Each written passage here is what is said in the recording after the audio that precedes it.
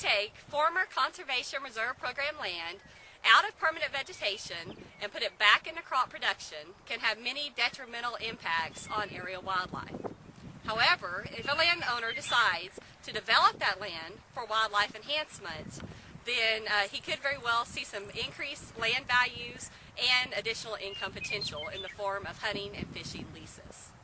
The Texas AgriLife Extension Program recommends 6 wildlife enhancement practices.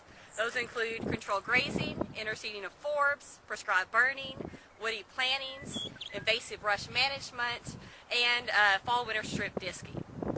More information about these practices are available at the Texas A&M bookstore with a publication called After the Conservation Reserve Program, Economic Decisions with Wildlife in Mind. And basically what this publication talks about is it details each one of these wildlife enhancement practices, provides an estimated budget and a recommended frequency. It may seem a little cost prohibitive at first when you think about developing former Conservation Reserve Program land for wildlife. However, there's several government cost share programs available out there.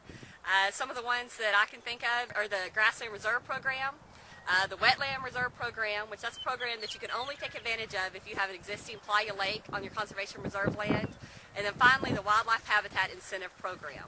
So any of these programs can help you offset these wildlife development expenses. There is a lot of income available out there if you develop your land for wildlife. The Texas A&M Real Estate Center estimates an additional increase in land values of about $75 per acre when you develop that land for wildlife. Matulia Hunting Operation estimates that they make a profit of about $150 per gun during dove and pheasant seasons. And then finally, a Canadian ranching operation that offers a whole hunting experience where they take in 6 to 8 hunters a year so that they net about $10,000 off that hunting operation. The potential definitely exists to increase your overall land value as well as get a little bit of income off these former CRP lands that you develop for wildlife. So choosing to develop former Conservation Reserve Program land for wildlife can be very beneficial to the land, the water, the wildlife, and maybe even a landowner's pocketbook. However, before a landowner chooses to do this, he needs to do a careful economic analysis in the form of partial budgeting to look at the benefits of developing land for wildlife versus the expenses incurred.